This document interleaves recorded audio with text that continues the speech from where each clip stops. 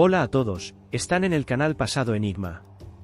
La civilización maya sigue siendo una de las más enigmáticas del planeta. Este pueblo, que no conocía la rueda, construyó pirámides que podían competir en belleza y durabilidad con las egipcias, y su famoso calendario es considerado uno de los más precisos del mundo. Pero antes de intentar revelar al menos parte de los misterios que rodean a este pueblo, no olvides suscribirte a nuestro canal y activar la campanita. Ponte cómodo, comenzamos.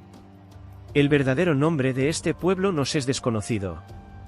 El término maya se popularizó gracias a Cristóbal Colón. Durante su cuarto viaje al continente americano, el gran navegante desembarcó en una pequeña isla cerca de lo que hoy es Honduras, donde encontró a unos indígenas en una gran canoa. Colón les preguntó de dónde venían, a lo que respondieron: somos de la provincia de Mayán. Así surgió este nombre. Para cuando los europeos llegaron, la civilización maya ya estaba en declive. Los viajeros encontraron magníficas ciudades de piedra, abandonadas y desiertas. Las razones que llevaron a los mayas a abandonar sus asentamientos siguen siendo un tema de debate entre los historiadores.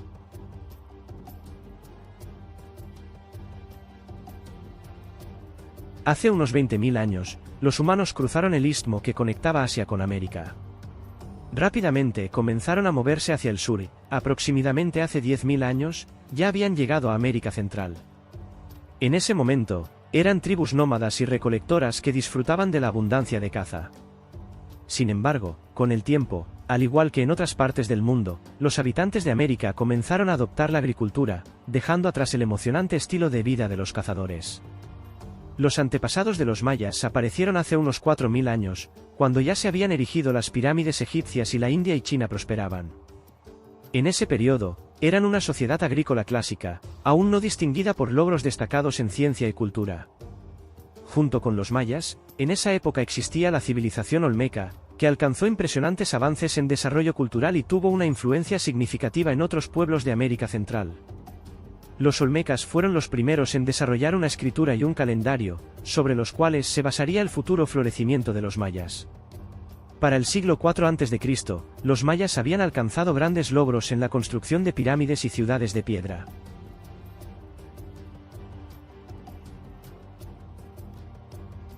En los siglos IV a III a.C., surgió la civilización clásica de los mayas, cuyos logros siguen sorprendiendo hasta hoy. La era clásica de los mayas se extendió aproximadamente hasta el siglo X después de Cristo. Durante este tiempo, fueron testigos del reinado de César, la caída del Imperio Romano, el auge del Imperio Han en China, el surgimiento y la expansión del Islam, y el comienzo de la Edad Media clásica. Los mayas construyeron ciudades imponentes, incluyendo la famosa Chichén Itzá, donde vivían decenas de miles de personas.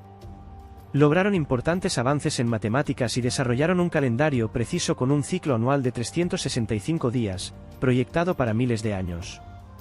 Vivir en las selvas tropicales era extremadamente difícil, desarrollar una civilización en tales condiciones era un verdadero desafío. El clima tropical implicaba una lucha constante con las duras condiciones naturales, lluvias persistentes, insectos y otros inconvenientes.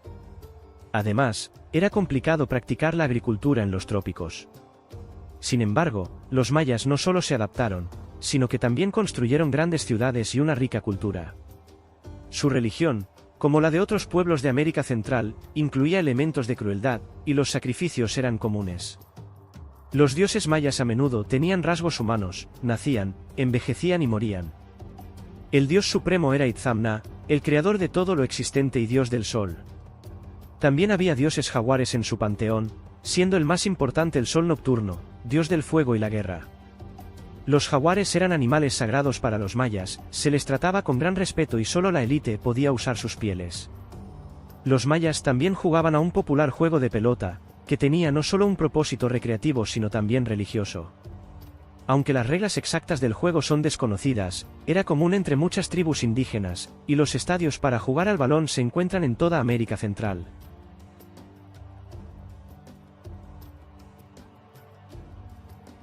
En el siglo X ocurrió un evento que sacudió la civilización maya hasta sus cimientos.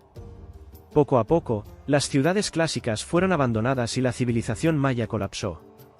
Todavía no sabemos con certeza qué ocurrió. Algunos creen que para el siglo IX, los mayas habían agotado los recursos naturales, y estos ya no podían sostener el crecimiento poblacional.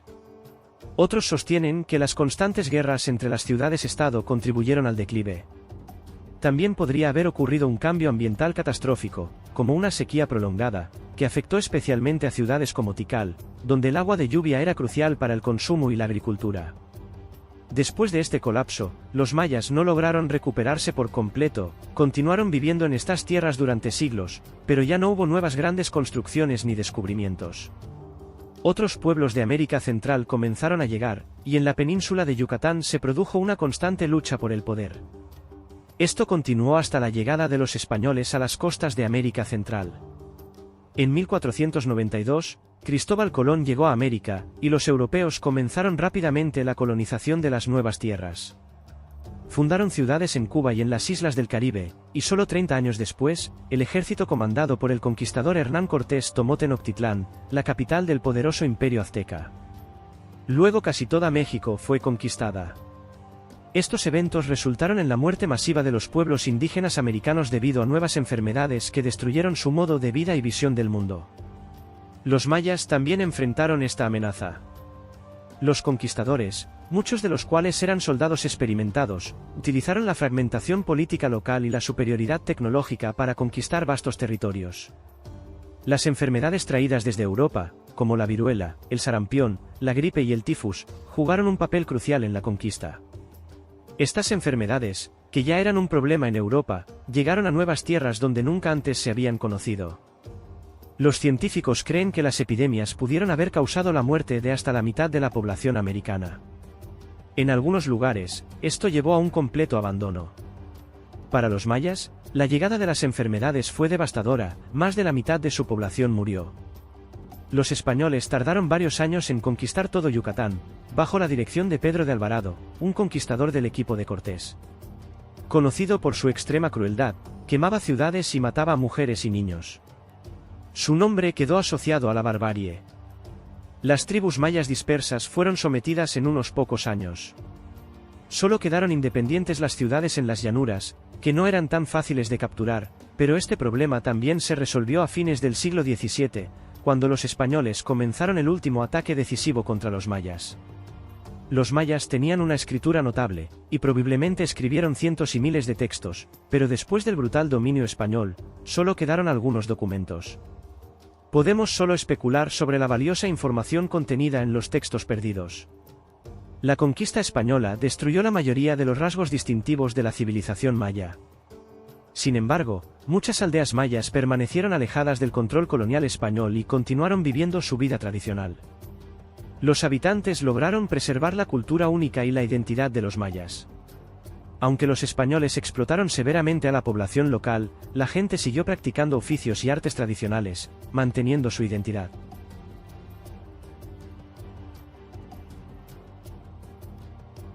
El trato brutal de los españoles provocó un gran descontento entre los mayas, y aunque las colonias españolas en América obtuvieron independencia a principios del siglo XIX, la opresión contra los mayas no cesó. El poder en el país pasó a los criollos, descendientes de los colonos, quienes, al igual que los españoles, trataban al pueblo indígena con desdén. A mediados del siglo XIX, comenzó en México una rebelión de los indígenas en Yucatán que duró más de 50 años. Los mayas crearon un estado independiente, que incluso recibió el reconocimiento informal de Gran Bretaña, pero no pudieron resistir mucho tiempo contra el ejército mexicano. Los mayas fueron derrotados y sufrieron represión. La guerra causó la muerte de cientos de miles de personas y agravó aún más las relaciones entre los indígenas y los descendientes de los colonos. Muchos piensan que los mayas desaparecieron completamente tras la conquista española, pero esto no es cierto. Hoy en día, en México y en los países de América Central viven 8 millones de personas pertenecientes a más de 30 pueblos mayas. Sin embargo, todavía enfrentan una dura opresión y discriminación. En casi todos los países de América Latina, los indígenas son uno de los grupos más marginados, y los mayas no son una excepción. Pero no pierden la esperanza y continúan luchando por sus derechos al idioma y la cultura. ¿Sabías que los descendientes de los antiguos mayas aún viven en América?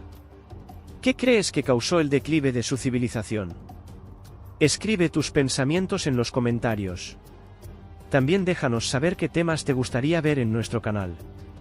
Hasta la próxima.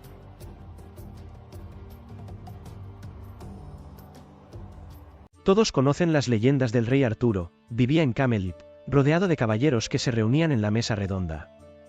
Ellos realizaban hazañas, luchaban contra el mal y se convirtieron en algunos de los héroes más famosos de la cultura. Estamos acostumbrados a imaginar Camelot de esa manera y a ver al rey Arturo en pesadas armaduras de guerrero, pero en realidad, el rey Arturo era diferente. En ese entonces no existían caballeros ni grandes castillos de piedra. Entonces, ¿quién era el rey Arturo? ¿Qué hacía? ¿Por qué se convirtió en una leyenda? ¿Y realmente existió? De esto hablaremos hoy. Si les gustan nuestros vídeos, denle like y compártanlo con sus amigos.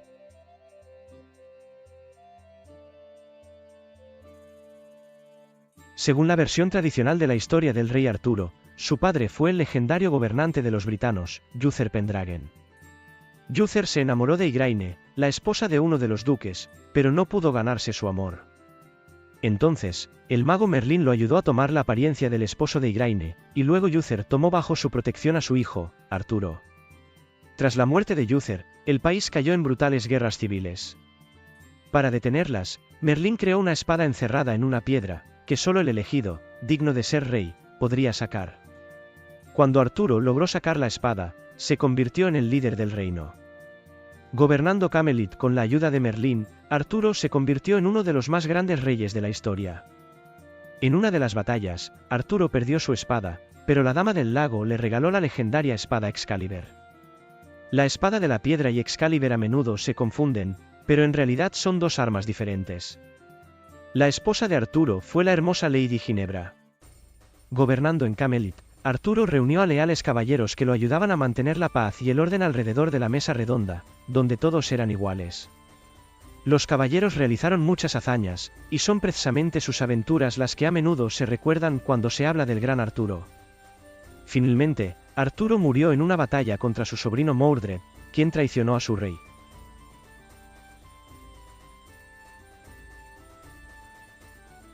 V siglo.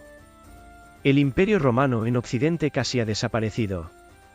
Los últimos legiones romanas abandonan las islas británicas, y las tribus celtas locales, los britanos, se quedan a su suerte. ¿Qué hacen en esta situación? Por supuesto, empiezan a luchar por el poder, aunque no por mucho tiempo. Poco después, las tribus germánicas de los anglos y sajones invaden las islas. No son muchos, pero están bien organizados y logran quebrar la defensa de los britanos. Las posibilidades de resistencia para los locales son limitadas, y finalmente muchos son casi completamente expulsados de Britania. Algunos se refugian en las montañas del oeste, lo que hoy es Gales, descendientes de aquellos britanos que hablan un idioma único.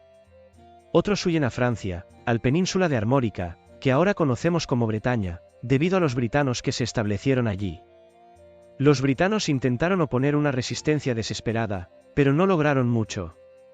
Muy rápidamente, los anglosajones conquistaron todo el territorio de Inglaterra y lo dividieron en 7 reinos bárbaros, conocidos como la Heptarquía. Los relatos sobre Arturo están vinculados a la lucha de los britanos contra los anglos y sajones. Estas leyendas surgen en este periodo y describen estos eventos.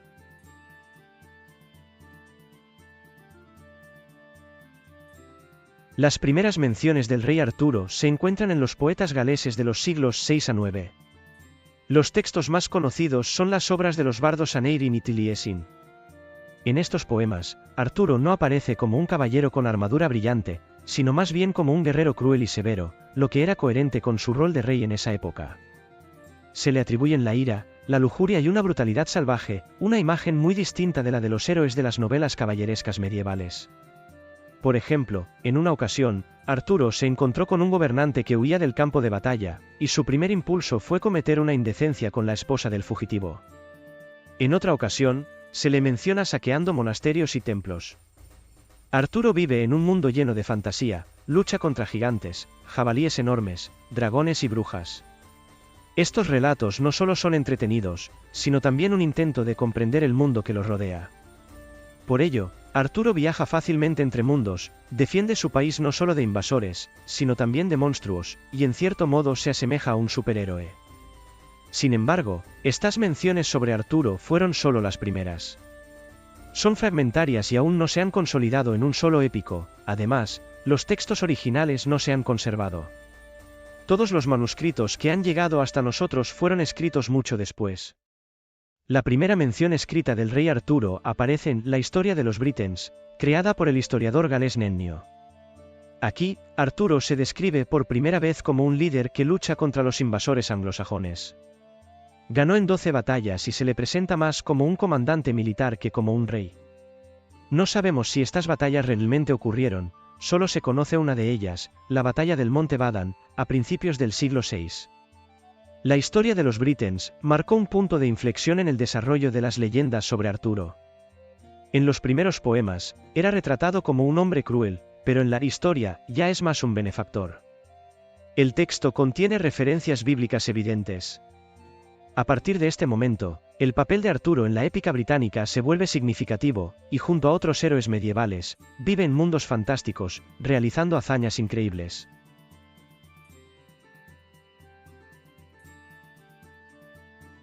Los clásicos logros del rey Arturo están descritos en el libro de Godofredo de Monmouth, Historia de los Reyes de Britania. Fue Godofredo quien creó las imágenes que asociamos firmemente con Arturo, el rey, el castillo y la espada en la piedra. Este libro es interesante por sí mismo, ya que relata la historia de Britania desde la llegada de los troyanos. Godofredo cuenta cómo los descendientes del legendario Eneas llegaron a Britania, derrotaron a los gigantes, los habitantes nativos de la isla, y comenzaron a gobernar allí. Sin embargo, esto es solo un mito. La historia termina con la invasión anglosajona. En este libro se menciona por primera vez al legendario rey Lear y la historia de sus hijas, así como se describe detalladamente la vida de Arturo. La versión de Godofredo ya se parece a las leyendas que conocemos, pero con algunas diferencias. Arturo gobierna desde la fortaleza de Carlien, y su espada mágica se llama Caliban. En los relatos de Godofredo, Arturo es un gran héroe que reinó durante mucho tiempo y conquistó muchas tierras. Luego, el emperador romano Lucio Tiberio, quien nunca existió en realidad, exigió a los britanos que se sometieran y pagaran tributo. Arturo lo derrotó en la Galia y quiso convertirse en emperador él mismo. Mientras tanto, su sobrino Mordred sedujo a Ginebra y usurpó el trono. Arturo se vio obligado a matar a Mordred, pero resultó gravemente herido y partió hacia la mítica isla de Avelin para morir. Después de su muerte, los sajones finalmente conquistaron Britania.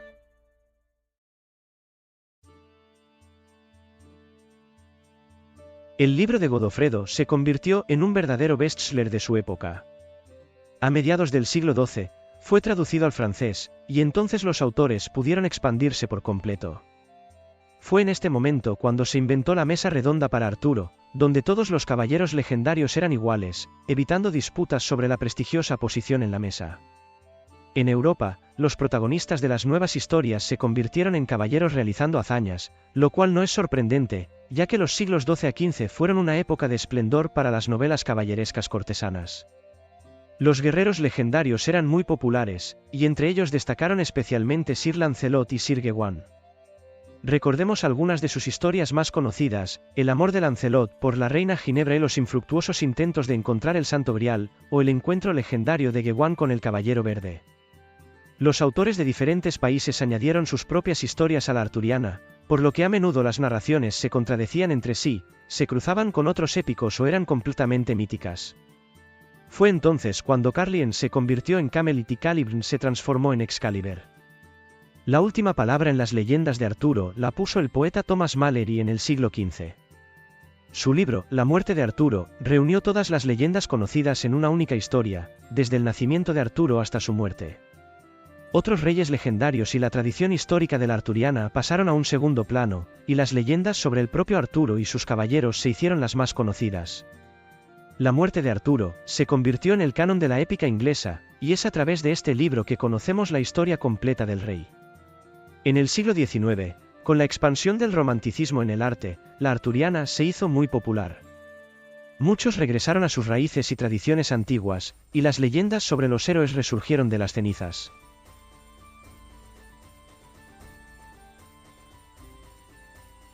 Por supuesto, el rey Arturo como persona histórica nunca existió, pero eso no significa que sus leyendas surgieron de la nada.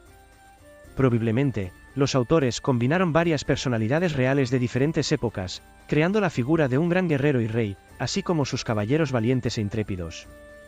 Algunas personalidades históricas se han propuesto como posibles prototipos del rey Arturo, como el príncipe del reino gaélico Arturo Mac Adén, los generales Ambrosio Aureliano y Lucio Artorio Casto, y el líder britano Riotamus. Sin embargo, los historiadores no han encontrado pruebas concretas que confirmen estas versiones. Es probable que nunca sepamos en base a qué hazañas se creó el personaje del rey Arturo. Aunque no fue una persona real, Arturo sigue siendo uno de los héroes más populares y conocidos de la cultura. Esta fama está completamente justificada, ya que Arturo es una parte fundamental de la tradición literaria europea. Por lo tanto, no debemos olvidar al legendario rey que gobernó en Camelot rodeado de leales caballeros de la Mesa Redonda. ¿Has leído las leyendas del rey Arturo? Escribe en los comentarios cuál de las historias te gusta más. El nombre de Cayo Julio César permanecerá para siempre en la historia mundial. Este destacado gobernante y general logró numerosas victorias, pero su vida estuvo marcada no solo por triunfos, sino también por derrotas. A pesar del amor del pueblo, en los últimos años de su gobierno, César tomó decisiones controvertidas, lo que llevó a su asesinato por conspiradores que creían actuar en beneficio del Estado. ¿Cómo llegó César a su grandeza y por qué sufrió este destino? Vamos a analizarlo. Si les gustó el vídeo, suscríbanse al canal y dejen en los comentarios sobre qué personaje histórico les gustaría saber más.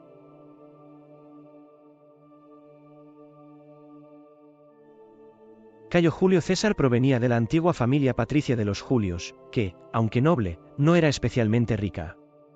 Sus años jóvenes transcurrieron durante la dictadura de Sila, un comandante militar que, después de una brutal guerra civil en los años 83 a 82 AC, tomó el control total del país. Sila comenzó una persecución implacable de sus antiguos enemigos, y César apenas evitó la muerte. A pesar de que una parte de su familia apoyaba a Sila, algunos parientes de César se opusieron al dictador.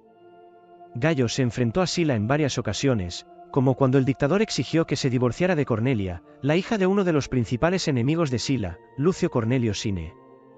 Finalmente, el nombre de Gayo fue incluido en las listas de proscripción, en las que Sila marcaba a aquellos que planeaba ejecutar.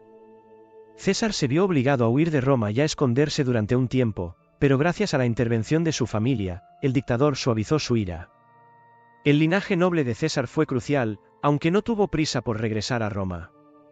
En cambio, decidió servir en Anatolia, donde participó en varias campañas militares exitosas y se destacó no solo como un comandante talentoso, sino también como un orador elocuente. Sila se retiró en el año 79 a.C., y murió un año después. Esto permitió a César regresar a Roma, donde comenzaron a crecer sus ambiciones y su deseo de poder. En Roma, decidió actuar como orador y abogado, intentando llevar a algunos seguidores de Sila a juicio. Sin embargo, a pesar de su destacada elocuencia, fracasó en los tribunales. Entonces, César decidió viajar a Rodas para estudiar oratoria bajo la tutela de Apolonio Molón, mentor del gran Cicerón. Pero su viaje se interrumpió cuando fue capturado por piratas. Según la leyenda, César bromeó con ellos e incluso aumentó el rescate por su liberación de 20 a 50 talentos, aunque esto probablemente sea un mito. Mencionamos este episodio en otro vídeo sobre la historia de la piratería. Poco después de su liberación, César se vengó cruelmente de los piratas. A partir de entonces, su carrera ascendió rápidamente, fue elegido tribuno militar, uno de los consejeros en la legión, y durante este tiempo se acercó a uno de los hombres más influyentes de Roma, Marco Licinio Craso.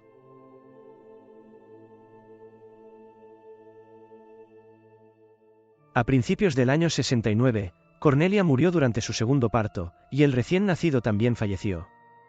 A César le quedó solo una hija, Julia, a quien, como era costumbre, se le dio el nombre en honor a su padre.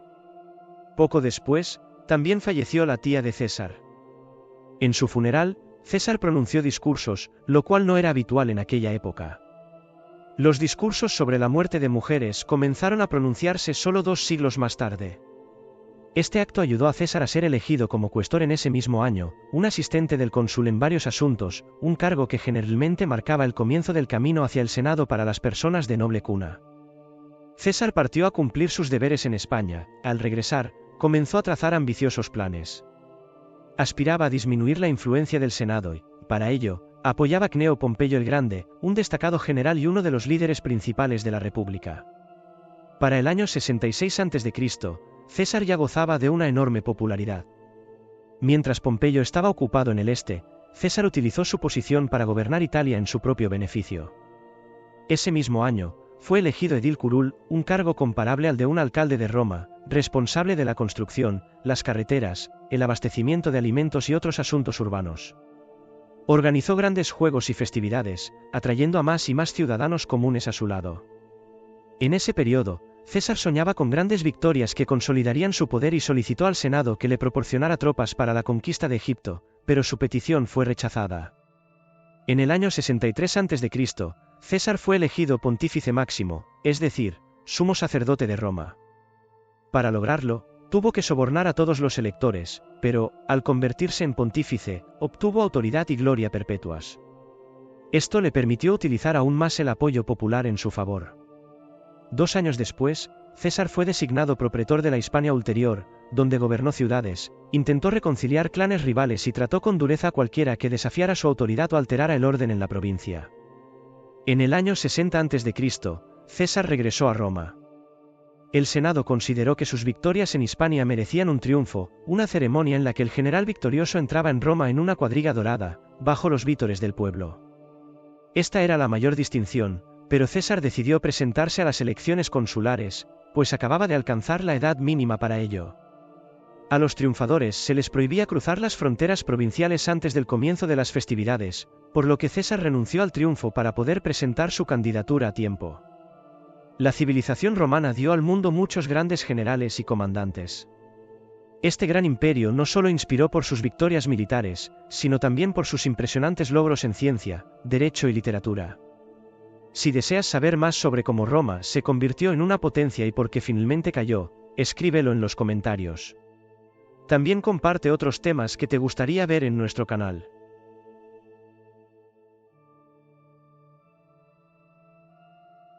Al mismo tiempo, César, junto con 2 de los hombres más influyentes de Roma, Marco Licinio Craso y Cneo Pompeyo Magno, decidieron tomar el poder en sus manos. Formaron el primer triunvirato, un acuerdo entre 3 personas para actuar políticamente en conjunto. Para fortalecer la alianza con Pompeyo, César dio en matrimonio a su hija. Poco después, César se convirtió en cónsul, gobernando con el apoyo de Craso y Pompeyo.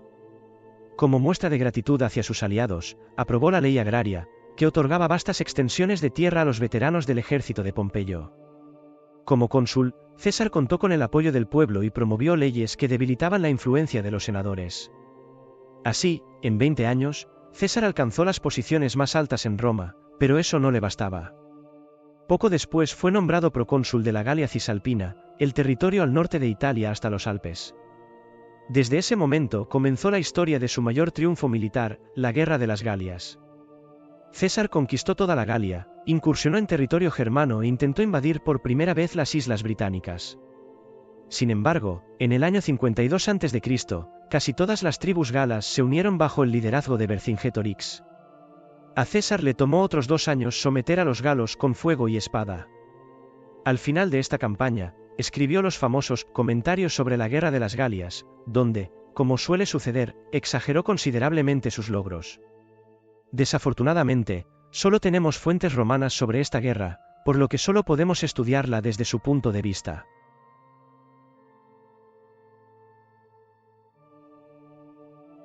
Mientras César combatía a los galos, los conflictos en Roma se intensificaban. En el año 53 a.C., durante una campaña militar en Partia, murió Marco Licinio Craso, debilitando así el apoyo popular hacia César.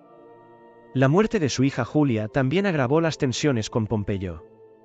Ya no quedaba nadie que pudiera mediar en su conflicto.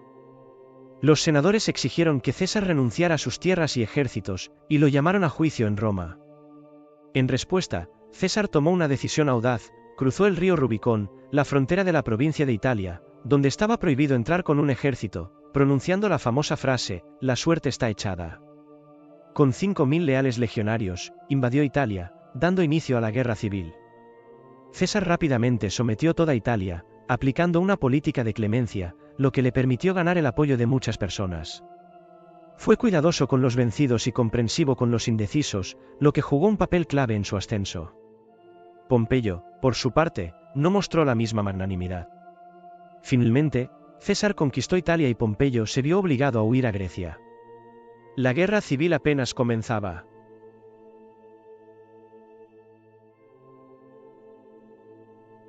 César quería seguir a Pompeyo, pero no quedaban barcos de guerra disponibles, por lo que decidió asegurar sus flancos y se dirigió a España para derrotar a una legión fiel a Pompeyo. Luego regresó a Italia, pero los soldados cansados de luchar se rebelaron. Muchos de ellos habían participado en la guerra de las Galias, pero gracias a su carisma, César logró sofocar las revueltas. Los soldados respetaban a César, quien había liderado muchas batallas y felicitaba personalmente a sus tropas por sus victorias. Sin embargo, vencer a Pompeyo aún era un desafío, a pesar de las habilidades militares de César. Pompeyo contaba con una poderosa flota y había derrotado a las legiones de César en los Balcanes. César decidió desembarcar en Grecia, pero sufrió una derrota en la batalla de Dirraquio y se vio obligado a retirarse con su ejército derrotado. Esta derrota podría haber marcado el final de su historia, pero Pompeyo no se atrevió a perseguirlo. El destino le dio a César una segunda oportunidad. Reunió nuevamente a su ejército y venció a Pompeyo, quien huyó a Alejandría, donde fue asesinado por los egipcios. En Egipto, César conoció a Cleopatra, quien aspiraba al poder en el país. Entre ellos surgió un romance y César la ayudó a consolidar su posición en el trono. La muerte de Pompeyo no detuvo la guerra civil, ya que sus partidarios reunieron nuevas fuerzas en África, y en Anatolia, el rey Farnaces II aprovechó el caos en Roma. César venció a Farnaces y envió al Senado un breve mensaje: Vení, vidi, vici, llegué, vi, vencí.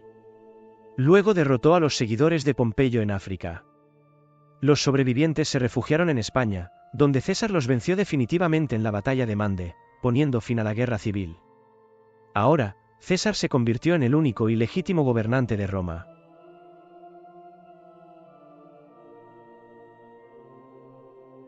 Al regresar a la capital, César se convirtió en dictador vitalicio y lanzó una extensa campaña de propaganda, estableciendo un culto a su personalidad. Comenzó a acuñar monedas con su imagen, renombró el mes de Quínteles en su honor y usaba constantemente una toga triunfal púrpura y una corona de laurel para ocultar su calvicie. Este deseo de convertirse en rey condujo a una conspiración contra César, inspirada por Marco Junio Bruto y Cayo Casio Langino. El 15 de marzo del año 44 a.C., el gran romano fue asesinado en el Senado. Los conspiradores perseguían un noble objetivo: salvar la república del colapso y evitar el surgimiento de una nueva monarquía. Sin embargo, sus acciones tuvieron el efecto contrario. Tras la muerte de César, el país volvió a sumergirse en guerras civiles, y finalmente ascendió al poder Octavio Augusto, el sobrino adoptivo de César, quien se convirtió en el primer emperador de Roma. Amigos, antes de comenzar el vídeo, les pedimos que se suscriban a nuestro canal para apoyarlo y ayudar en su crecimiento. El mausoleo de Halicarnaso es una tumba enorme, masiva y decorada, que permaneció en pie durante más de 1800 años. Esta estructura de mármol era tan grande y adornada con tantas esculturas impresionantes que fue incluida en la lista de las 7 maravillas del mundo antiguo. ¿Cuál es la historia de este gigantesco monumento y qué secretos guardaban estas losas de mármol? Ahora intentaremos descubrirlo.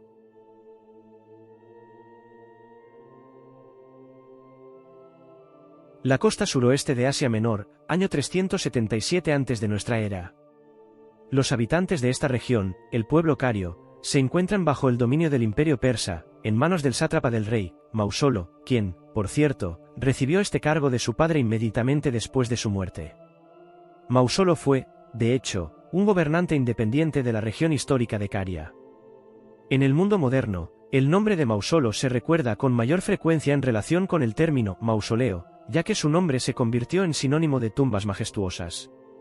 Durante su reinado, Mausolo trasladó la capital de Caria de la antigua Milasa a la costera Halicarnaso, destacando así su intención de expandir los límites de sus dominios a expensas de las islas griegas cercanas. Halicarnaso ya era una próspera ciudad antigua, conocida como el lugar de nacimiento del famoso historiador Heródoto, del siglo V antes de nuestra era. Sin embargo, Mausolo hizo esta ciudad aún más grandiosa, añadiendo numerosos edificios majestuosos, incluyendo un nuevo puerto, un palacio y varios templos. El comercio en el Mediterráneo oriental, especialmente con Rodas, así como la construcción de una red de carreteras entre las ciudades, incrementaron significativamente la prosperidad de esta región, y un flujo de ingresos fiscales comenzó a llegar a la capital.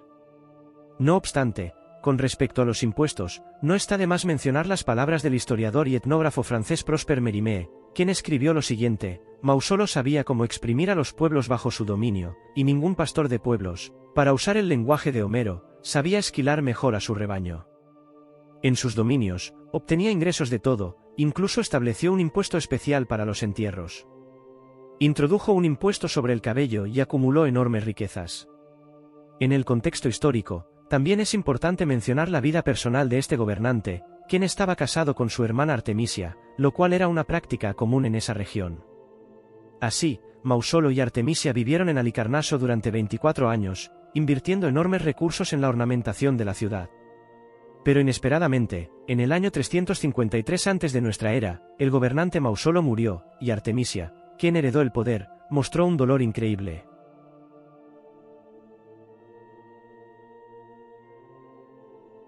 Según el escritor romano Aulo Gelio, en señal de duelo, Artemisia mezclaba las cenizas de su difunto esposo en su bebida, llevándose lentamente a sí misma a la muerte. Al mismo tiempo, fue ella quien inició la construcción de la majestuosa tumba para su difunto esposo. Para desarrollar el proyecto del mausoleo, Artemisia invitó a los arquitectos griegos Sátiro y Piteo, así como a los célebres escultores de la época, Leocaras, Escopas, cuyas obras ya adornaban el templo de Artemisa en Efeso, Briáxides y Timoteo. Cada uno de los 4 escultores era responsable de un lado del edificio. De hecho, esta tumba estaba destinada a convertirse en un monumento sagrado para Mausolo y sus descendientes, lo que efectivamente sucedió con el tiempo. Sin embargo, la propia Artemisia falleció en el año 350 antes de nuestra era, cuando la construcción aún no estaba terminada, y las urnas con las cenizas de Mausolo y Artemisia fueron colocadas en la tumba todavía inacabada. Como parte del ritual de sacrificio, los cuerpos de un gran número de animales fueron colocados en la escalera que conducía a las tumbas de los monarcas, y luego las escaleras fueron rellenadas con piedras y escombros, sellando el acceso. En total, la construcción de la majestuosa tumba duró 6 años. Fue una época de constante y arduo trabajo por parte de los mejores escultores y arquitectos de la época. Así, las riquezas acumuladas durante muchos años en el Tesoro Real de Caria fueron gastadas en uno de los proyectos de construcción más generosos que jamás existieron en el mundo antiguo.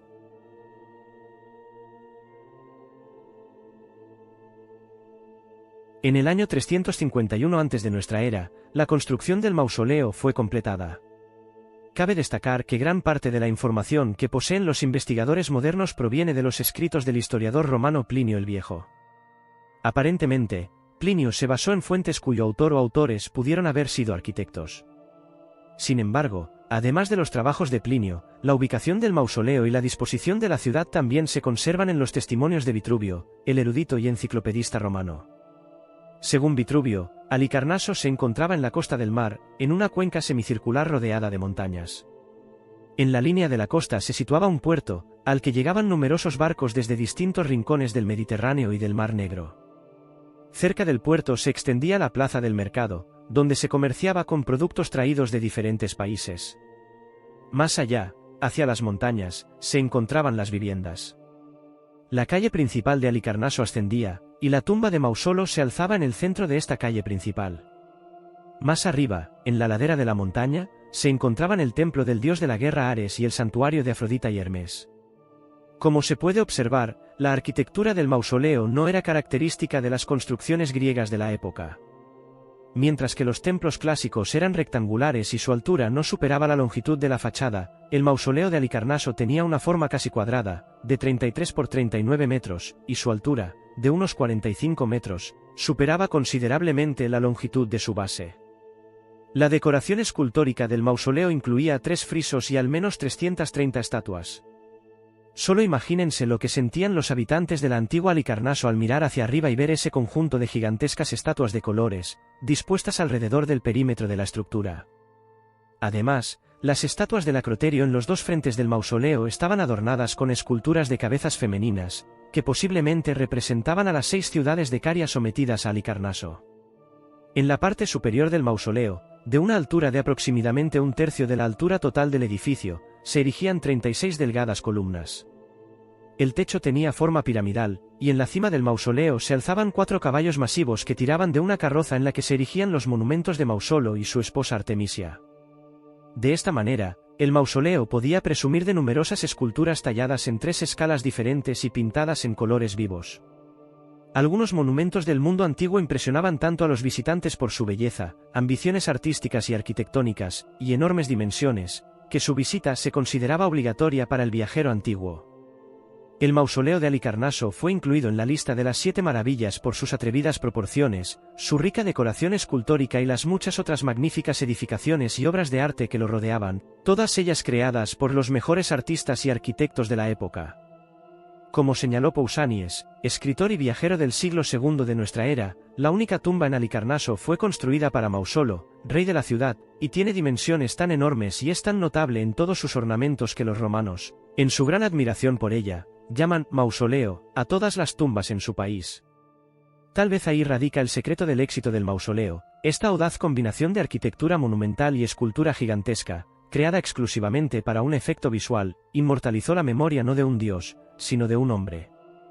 Cabe mencionar que, a diferencia de muchas otras maravillas del mundo antiguo, el mausoleo se mantuvo más o menos intacto durante toda la antigüedad y probablemente fue destruido solo en la Edad Media.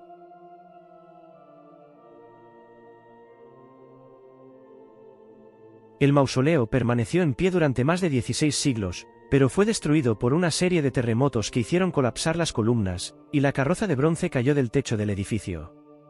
Para el año 1404, solo los cimientos del mausoleo seguían siendo reconocibles. En el siglo XV, Halicarnaso fue conquistada por la Orden de los Caballeros Hospitalarios, quienes construyeron en la ciudad el castillo de San Pedro. Para fortalecer las estructuras del castillo, los hospitalarios utilizaron fragmentos de piedra preservados del mausoleo. En muchas historias sobre el mausoleo se encuentra la leyenda de que un grupo de caballeros hospitalarios entró en los cimientos de la tumba y descubrió una sala con un gran sarcófago. Al decidir que ya era de noche y tarde, los caballeros regresaron a la mañana siguiente y descubrieron que los tesoros que podían haberse guardado en la sala habían sido saqueados, y los cuerpos de Mausolo y Artemisia también habían desaparecido sin dejar rastro. Investigaciones realizadas por arqueólogos en la década de 1960 muestran que mucho antes de la llegada de los caballeros, ladrones desconocidos habían excavado un túnel debajo de la sala de la tumba, robando su contenido. En cuanto a la ausencia de los cuerpos de Mausolo y Artemisia, según los datos disponibles, fueron incinerados, y en la cámara funeraria solo se colocaron urnas con sus cenizas. En la actualidad, el castillo de los caballeros hospitalarios todavía se encuentra en Boirum. En sus muros se pueden encontrar bloques de piedra y mármol del mausoleo incrustados. En el lugar del mausoleo solo quedan los cimientos y un pequeño museo. Algunos de los fragmentos preservados, incluyendo varias estatuas y numerosas losas con imágenes, se encuentran actualmente en el Museo Británico. Aunque el mausoleo no ha perdurado hasta nuestros días, su influencia en la arquitectura mundial, especialmente en la conmemorativa, es muy grande. Amigos, no olviden dejar sus comentarios sobre si les gustó este vídeo. ¿Les gustaría conocer más sobre otras maravillas del mundo? Denle like y compartan este vídeo con sus amigos. Hasta la próxima. Amigos, hola a todos y bienvenidos al canal Pasado Enigma. Suscríbete al canal para no perderte los nuevos vídeos que hacemos para ti. Por favor, apoya el desarrollo del canal y pon un like y comparte este y otros vídeos con tus amigos. Y ahora empezamos una nueva historia. Disfruta viéndola.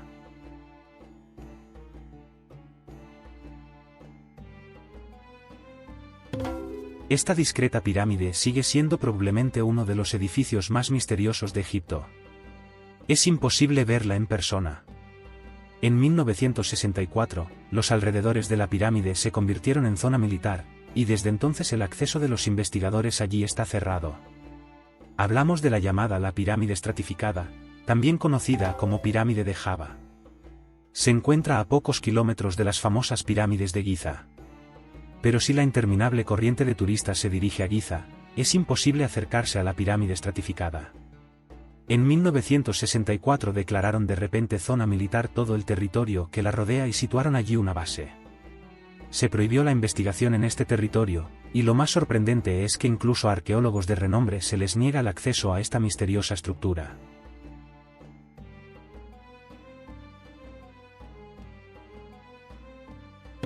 La pirámide estratificada fue mencionada por primera vez por el egiptólogo británico John Perrin en 1839. La pirámide tenía una base cuadrada con lados de 84 metros cada uno. Era una pirámide escalonada similar a la famosa pirámide de Djoser. Sin embargo, la parte superior de la pirámide ha sido destruida y ahora solo se conservan 2 escalones de 17 metros de altura. Por proporciones se puede suponer que originalmente la pirámide constaba de 5 escalones y su altura era de 42 a 45 metros. En 1885, Gastón Maspero intentó encontrar la entrada a la pirámide, pero sin éxito.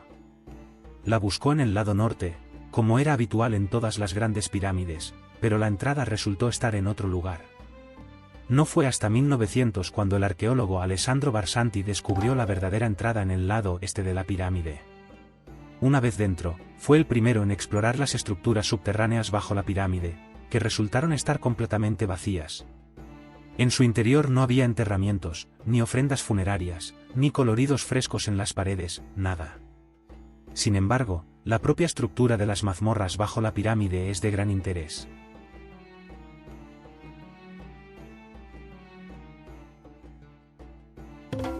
La entrada a la pirámide comienza con una escalera de unos 90 metros de longitud, excavada en la roca.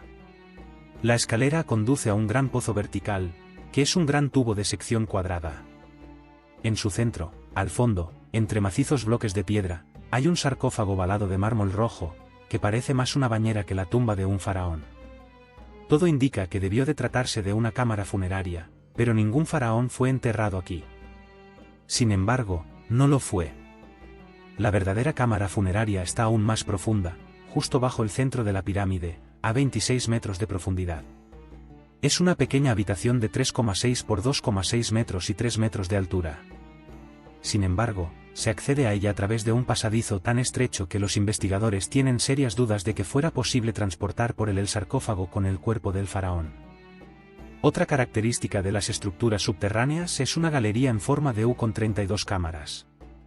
Los arqueólogos supusieron que estas cámaras estaban destinadas a ajuares funerarios, pero no se encontró nada en ellas.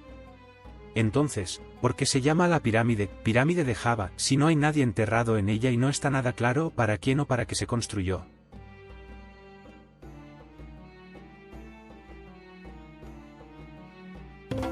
El caso es que alrededor de la pirámide hay al menos 5 necrópolis, y 2, 3 y 18 dinastías, y también una de época romana. En la necrópolis de la tercera dinastía, en una de las más tebes, se encontraron 8 cuencos de mármol con la imagen del Serek, símbolo heráldico con el nombre del faraón, con el nombre de Java. Es lógico suponer que solo las personas cercanas al faraón podían ser enterradas alrededor de la pirámide, de ahí el nombre convencional de la pirámide de Java. Y el estilo de la pirámide está muy en consonancia con la pirámide escalonada de Djoser y la pirámide enterrada de Sekhemkhet, por lo tanto, es razonable suponer que esta pirámide es de la tercera dinastía, anterior a las grandes pirámides de Giza y a las pirámides de Sneferu en Dashur, pero se cree que es posterior a la pirámide de Sekhemkhet. Esto se debe a que la subestructura de la pirámide de las capas parece más simplificada, una versión más avanzada de la pirámide de Sekhemkhet. Muchos creen que la pirámide fue construida por un rey con el nombre de Java, que probablemente gobernó Egipto justo antes que Hunai, el último gobernante de la tercera dinastía. Sin embargo, Rainer Stadelmann propuso que Java y Hunai eran la misma persona, siendo Java el nombre de Horus y Hunai el nombre del trono. Algunos sugieren que Java podría identificarse con un rey llamado Teti de la lista de reyes ramésidas, mientras que otros sostienen que era un rey llamado Hutjefa II. En cualquier caso, la principal razón por la que se asocia Java con la pirámide es que su Serek se encontró en 8 cuencos de mármol de la cercana Mastaba Z500, que según el egiptólogo Nabil Esweli era en realidad un templo funerario conectado al complejo funerario de la pirámide estratificada. La confusión que rodea a esta cuestión se debe en gran medida a la significativa falta de investigación arqueológica en el yacimiento, algo sorprendente si se tiene en cuenta la antigüedad y la importancia de la estructura.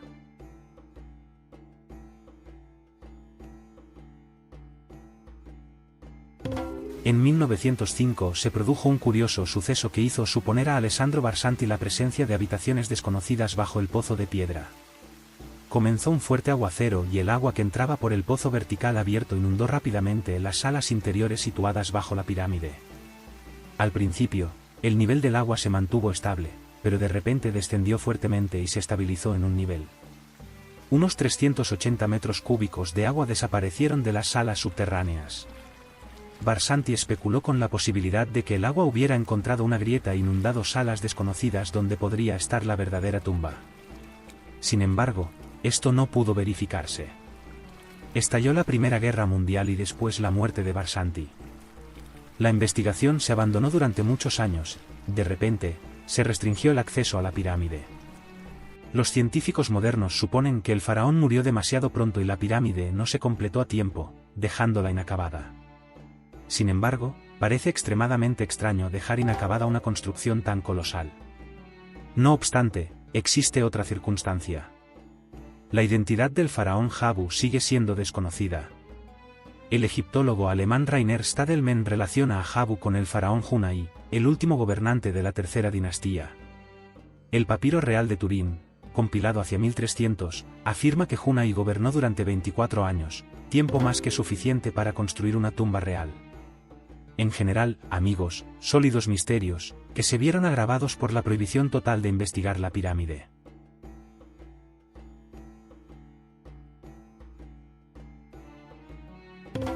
Aunque pueda parecer que sabemos mucho, la pirámide estratificada sigue siendo un capítulo decepcionante en el estudio de las pirámides del Antiguo Egipto. Este proyecto de pirámide del Reino Antiguo nunca se ha excavado por completo, ni se ha topografiado adecuadamente, ni se ha explorado a fondo.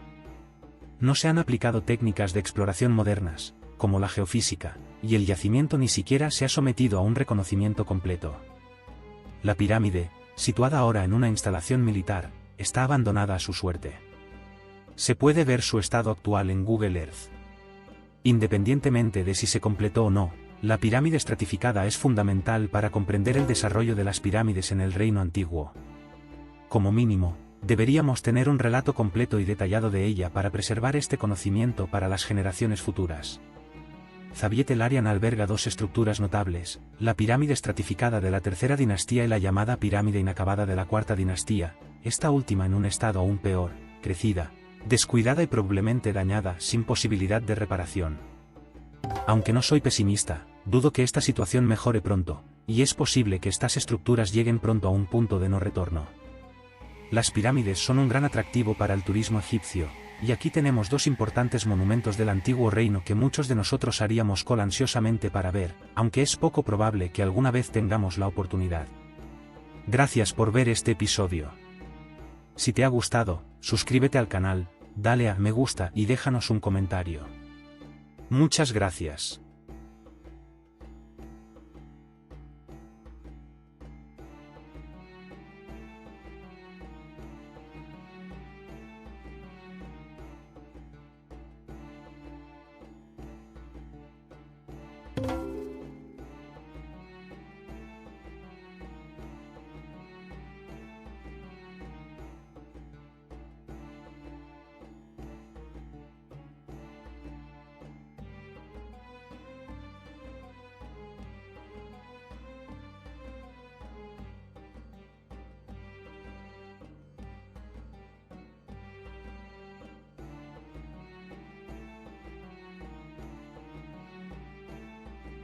Hola a todos.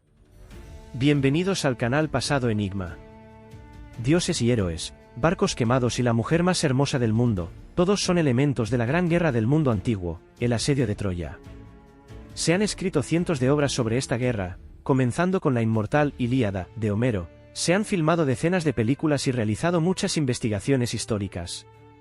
A pesar de todo esto, la historia de París, Helena, Menelao y Aquiles sigue fascinando a la gente. Hoy les contaremos cómo sucedió todo en las leyendas y en la realidad, cuánto tiempo existió Troya y cómo terminó todo. Pónganse cómodos, estamos por comenzar.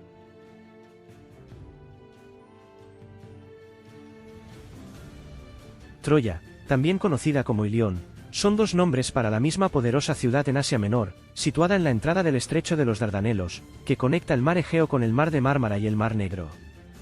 La ciudad estaba ubicada en una antigua ruta comercial marítima, lo que le permitió convertirse en un centro clave de comercio entre Oriente y Occidente durante la Edad de Bronce. Geográficamente, Ilión estaba situado en Turquía, a unos 30 kilómetros de la ciudad de Çanakkale.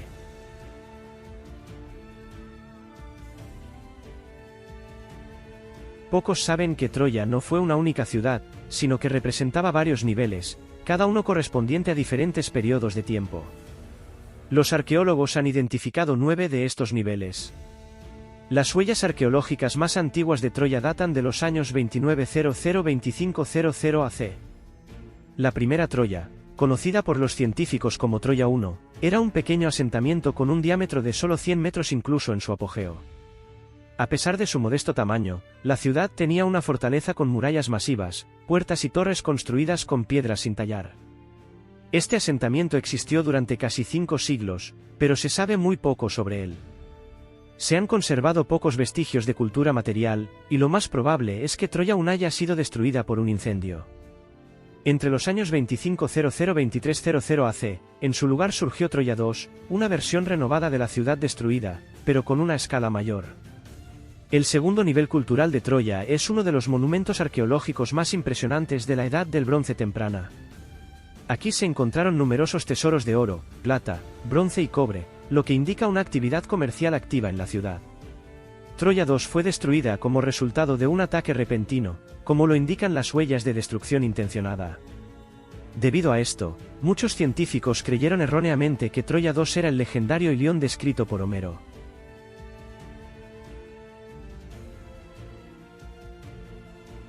Las siguientes 3 Troya, designadas como Troya 3, 4 y 5, ya eran asentamientos más grandes. Aunque la superficie de la ciudad y su ciudadela crecieron con el tiempo, los arqueólogos han encontrado indicios de decadencia. Las construcciones se volvieron más primitivas, pero aparecieron grupos de pequeñas casas, muy pegadas entre sí y separadas por callejones estrechos. Las razones del fin de Troya 3 y 4 siguen siendo desconocidas, pero el destino de Troya 5 es claro, también fue destruida por un incendio. Troya 6 es la capa cultural más interesante de la ciudad. Durante este periodo, se construyó un nuevo palacio ciudadela real, que en su escala superaba cualquier otro en la parte occidental de Asia Menor. Las murallas de la ciudad, hechas de piedra de hormigón y reforzadas con torres masivas, alcanzaban un grosor de 4 a 5 metros. Todo esto indica la riqueza, el esplendor y el poder de Ilión en ese tiempo. Sin embargo, grandes grietas verticales en la muralla de la ciudad en la sexta capa cultural de Troya sugieren que hubo un fuerte terremoto. Después de esto, la vida comenzó a resurgir nuevamente en el lugar del asentamiento destruido.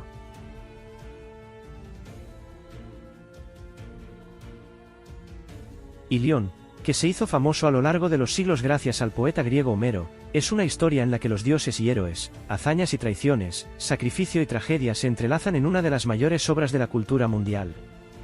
Hoy en día, la mayoría de los estudiosos tienden a creer que los eventos descritos en la Ilíada realmente ocurrieron. ¿De qué trata este poema épico?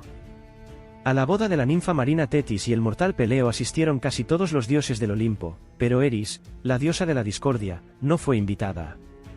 Ofendida, la diosa apareció en la ceremonia y lanzó sobre la mesa una de las manzanas doradas de las Hespérides con la inscripción, para la más hermosa. 3 diosas, Nera, la protectora de la familia y esposa de Zeus, Atenea, diosa de la sabiduría y la guerra, y Afrodita, diosa del amor, consideraron que la manzana debía pertenecerles. Este mito simboliza el conflicto entre la familia, el sentido común y el amor. Ninguno de los dioses se atrevió a juzgar, y Zeus encargó esta tarea al príncipe troyano Paris, hermano de Héctor. Hera le prometió a Paris poder sobre toda Asia, Atenea le ofreció ser el mayor guerrero y héroe, mientras que Afrodita le aseguró que cualquier mujer que le eligiera se enamoraría de él. Paris entregó la manzana a la diosa del amor, lo que hizo que las otras 2 diosas guardaran rencor contra él. Así, la pasión por una mujer llevó a la guerra más destructiva de la Edad de Bronce. Afrodita describió a Paris la belleza de Helena, esposa del rey de Esparta, Menelao. Paris secuestró a Helena, quien no se resistió demasiado. Furioso, Menelao, hermano del rey micénico Agamenón, decidió vengarse. Uniendo casi todas las ciudades del Peloponeso, comenzaron la guerra. Del lado de los Vengadores, se unieron famosos héroes griegos como Odiseo y Aquiles. Luego comenzaron las grandes acciones bélicas en las que participaron tanto guerreros mortales como dioses olímpicos. No tiene sentido resumir todo el poema épico, pero recomendamos encarecidamente leerlo. Si decides ver el éxito de taquilla de Hollywood, Troya, recuerda que la película está lejos de ser precisa y está llena de distorsiones.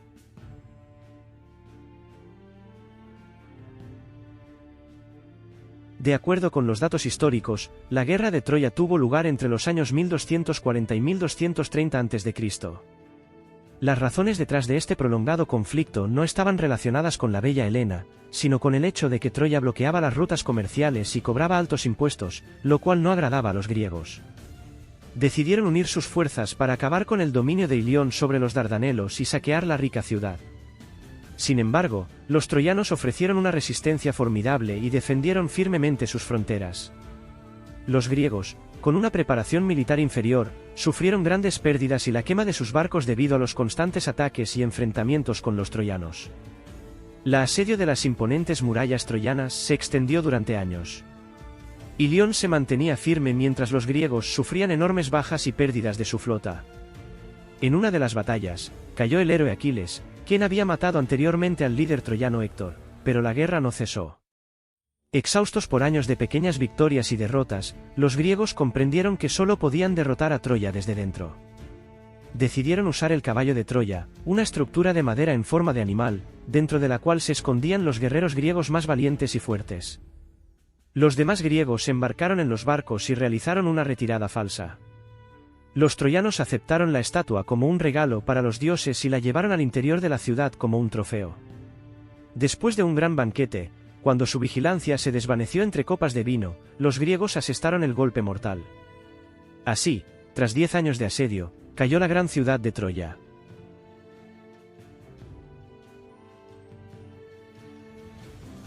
Después de la guerra, Troya fue abandonada, pero los griegos regresaron a ella 250 años después, en tiempos de Homero. Inicialmente, surgió un pequeño asentamiento en el lugar de la ciudad destruida, que con el tiempo creció. En el área de Troya se construyó un templo dedicado a Atenea y un santuario para sacrificios. Según los historiadores, Alejandro Magno visitó este templo. Con el aumento del poder de Roma, surgió la leyenda de que Roma fue fundada por los descendientes del troyano Eneas, y por eso los romanos honraban a Troya. Cayo Julio César ordenó ampliar el templo de Atenea después de su visita. En nuestro canal, tenemos un vídeo sobre la vida y el ascenso al poder de César. En el 48 a.C., su sucesor Augusto también ordenó construir en el sagrado Ilion una sala de consejo y un odeón para presentaciones musicales.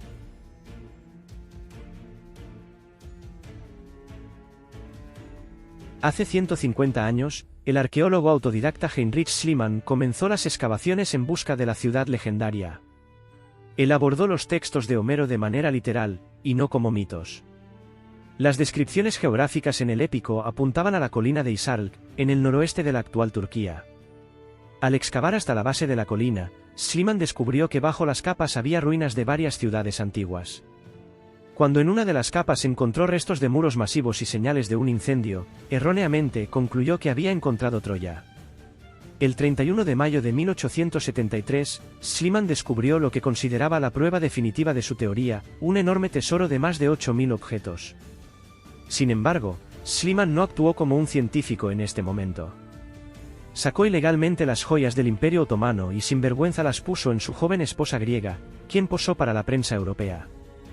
La mayor parte del tesoro se entregó al Museo de Berlín, pero durante la Segunda Guerra Mundial, el tesoro inestimable fue trasladado a un búnker y desapareció en 1945.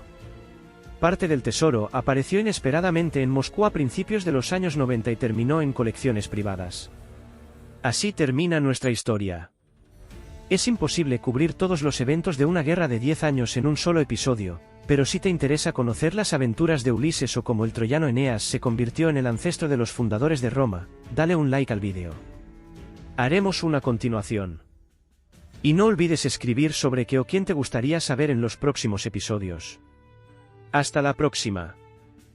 El Imperio Romano fue una de las civilizaciones más avanzadas tecnológicamente de la antigüedad. Sin embargo, algunas de sus tecnologías avanzadas fueron olvidadas durante la época de la tardía antigüedad y la temprana Edad Media. Con el tiempo, algunos de los logros tecnológicos de los romanos fueron redescubiertos o perfeccionados, pero esto solo ocurrió en la Edad Media. Curiosamente, los romanos casi no aportaron al mundo nuevas invenciones sobresalientes, aunque sí tuvieron un notable éxito en la adquisición y mejora de tecnologías ya conocidas de griegos, etruscos, egipcios, celtas y otros pueblos. Y de estas tecnologías es de lo que se tratará.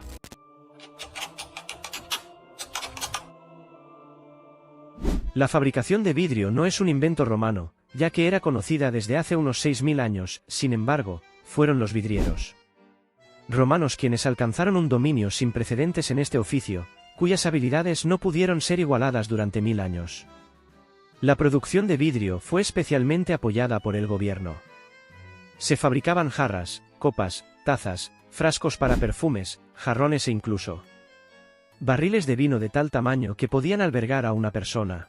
Pueden ver el jarrón de Portland, una obra maestra de la habilidad y el logro más destacado de los vidrieros que ha llegado desde la antigüedad.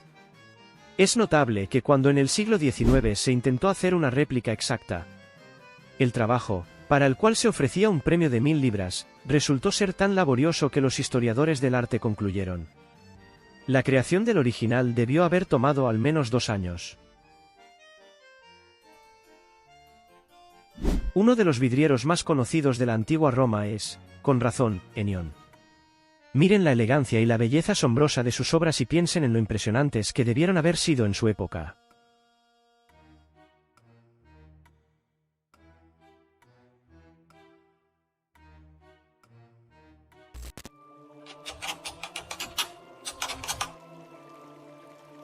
La famosa cloaca romana es una de las primeras sistemas de alcantarillado en el mundo.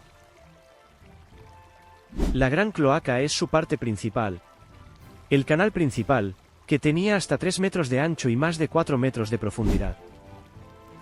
Fue creada bajo el quinto rey, Lucio Tarquinio Prisco, en el siglo VI a.C., y originalmente cumplía una función de drenaje, desagotando las zonas bajas entre las colinas del Palatino y el Capitolio. El sistema de alcantarillado de Roma era una compleja obra de ingeniería. Aunque el leve desnivel del terreno ayudaba a los ingenieros, en algunos tramos era necesario utilizar estaciones de bombeo para elevar el agua en terrenos elevados. Durante el período republicano, se realizaron trabajos hidráulicos para canalizar y enterrar el sistema. Con la organización del suministro de agua a través de los acueductos, la cloaca también comenzó a recibir aguas residuales. Estas provenían de los baños públicos y los aseos de la ciudad. También había ramificaciones hacia casas privadas. Aquellos que deseaban tener tales comodidades debían pagar un impuesto especial llamado cloacarium. Todos los desechos, sin tratamiento, se vertían directamente en el río Tíber. Parte de los túneles aún se utiliza hoy en día para drenar las aguas pluviales.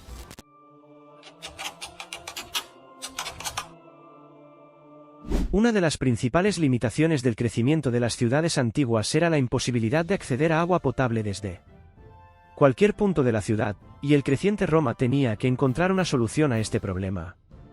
Los primeros acueductos fueron construidos por babilonios y egipcios, quienes necesitaban irrigar sus cultivos. Es probable que los romanos hayan adoptado parcialmente esta tecnología. Los romanos abordaron el tema de los acueductos de manera muy romana y decidieron aprovechar al máximo la tecnología, a diferencia de sus vecinos. Los dirigieron no solo para cubrir necesidades básicas, sino también para mejorar el confort. Así, además de proporcionar agua potable, los romanos disfrutaron de comodidades como aseos públicos, inodoros con descarga en casas privadas, baños públicos y fuentes. Los acueductos romanos eran construcciones extremadamente complejas, y tecnológicamente, no se volvieron obsoletos ni siquiera 1000 años después de la caída del Imperio Romano. El inicio del acueducto estaba justo debajo de la fuente de agua y era el punto más alto, mientras que el punto final era el más bajo. El agua entraba en el acueducto y luego, gracias a la fuerza de la gravedad creada por la inclinación, fluía a lo largo del acueducto hasta el punto final. El acueducto Pont du Gard, por ejemplo, tenía una diferencia de altura de solo 17 metros, con una longitud de 50 kilómetros. El agua fluía a través de canales cerrados de plomo o concreto en los acueductos para evitar la posibilidad de contaminación accidental o intencionada. Los romanos construyeron acueductos en todas las partes de su enorme imperio, y hoy en día se pueden encontrar restos en los modernos Bulgaria, Croacia, Francia, Alemania, Grecia, Israel, Líbano, Macedonia del Norte, Portugal, España, Túnez y Turquía. En Roma misma, durante 500 años, se construyeron 11 acueductos con una longitud total de 350 kilómetros, y solo 47 kilómetros estaban al aire libre, el resto se encontraba bajo tierra.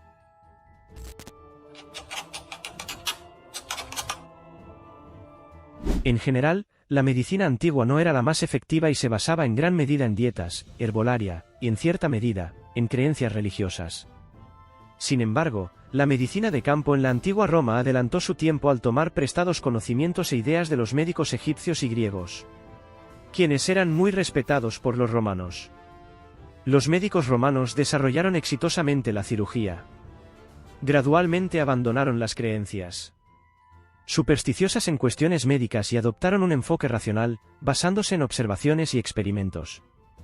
El enfoque sistemático de observación y la memorización constante de los métodos médicos efectivos e ineficaces fueron tan efectivos que los romanos comenzaron a usar la esterilización de instrumentos y la desinfección de heridas, aunque no entendían completamente cómo funcionaba o por qué era necesario.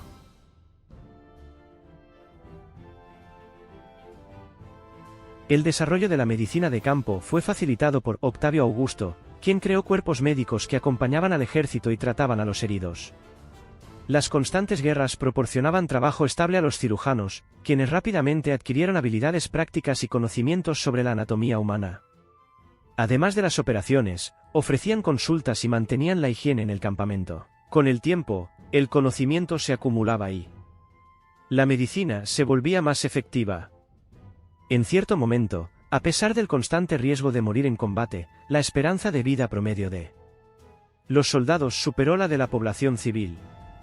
Esto se debía a que los remedios populares y métodos de tratamiento utilizados por la gente común no se aplicaban en el ejército. El sistema burocrático excluía gradualmente todos los métodos ineficaces mediante la práctica médica constante y el intercambio de conocimientos entre las escuelas de medicina. Los romanos realizaban operaciones complejas como la trepanación del cráneo, la cesárea e incluso la extracción de cataratas.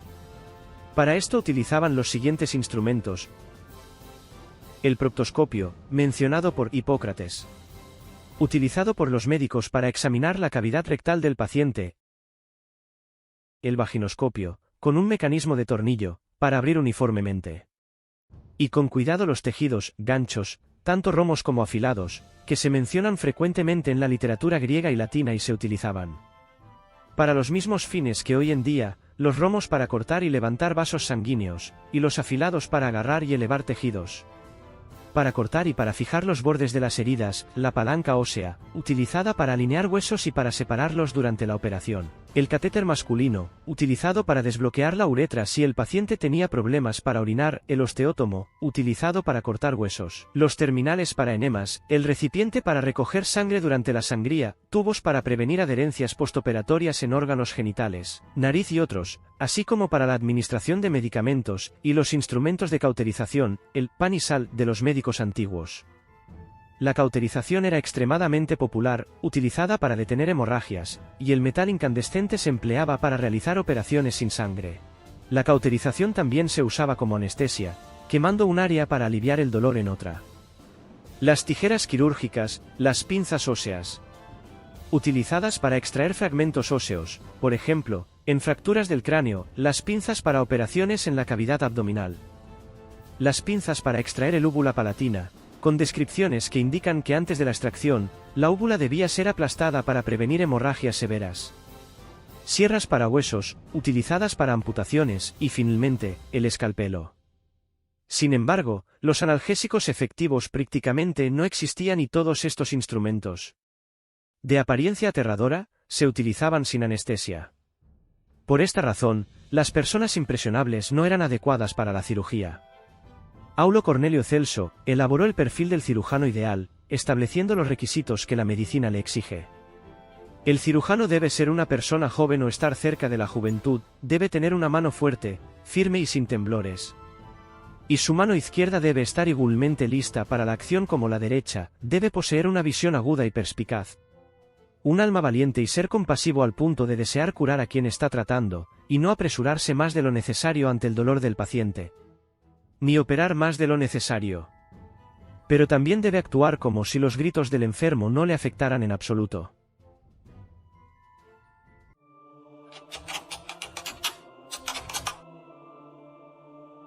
Aunque el concreto era conocido desde la antigua Mesopotamia, los romanos alcanzaron alturas excepcionales en el desarrollo de esta tecnología. Las estructuras de concreto romanas siguen en pie hasta el día de hoy, como los acueductos, los muelles, el Panteón, el Coliseo y otros. Gracias a investigaciones recientes, se ha descubierto por qué, a diferencia del concreto moderno, que comienza a desmoronarse después de 50 a 100 años. El concreto marítimo romano se vuelve más resistente con el tiempo. En él, los científicos encontraron cristales del mineral llamado tabbermarita. Para entender de dónde podría haber venido, los investigadores comenzaron sus búsquedas con la descripción de la tecnología de preparación del concreto. Por el arquitecto Marco Vitruvio. La mezcla descrita contenía, entre otras cosas, ceniza volcánica y agua de mar. Resultó que, al interactuar la cal con la ceniza, se crea un ambiente alcalino en el que, al entrar en contacto con el agua de mar, se forma la tabbermarita. Los cristales de este mineral se entrelazan y refuerzan el concreto. Los fabricantes de América del Norte prestaron atención a estos hallazgos y comenzaron a reemplazarla ceniza de carbón por ceniza volcánica. Los defensores de la tecnología afirman que este tipo de concreto puede ser hasta un 60% más barato que el concreto convencional, ya que requiere menos material. Además, tiene una huella ecológica menor debido a la temperatura de preparación más baja. Lo cual es importante, ya que el cemento moderno se produce a una temperatura de 1450 grados Celsius, y el 7% de las emisiones globales de dióxido de carbono proviene de esta actividad. Además, el concreto producido con la tecnología antigua es mucho más duradero.